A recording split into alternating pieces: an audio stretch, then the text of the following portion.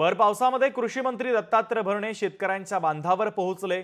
हदगाव तालुक्यातील करमोडी उंचाडा भागामध्ये त्यांनी नुकसानीची पाहणी केली। गावाला भेटी देत त्यांनी नुकसानीची पाहणी केलेली आहे। शेतकऱ्यांना आर्थिक मदतीचं त्यांनी आश्वासन दिलं।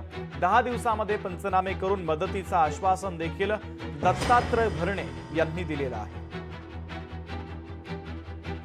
जो नांदेड जिल्ह्यामध्ये पाऊस ज्यादा पडतोय, जे नुकसान होतंय, यावरती या राज्याचे मुख्यमंत्री देवेंद्र फडणवीस साहेब असतील, एकनाथ शिंदे साहेब असतील, अजितदादा पवार साहेब असतील, यांचं विशेष असं लक्ष आहे। त्यांनी पालकमंत्री म्हणून मी स्वतः काल आता वाशिमला मी जाऊन आलेलो आहे।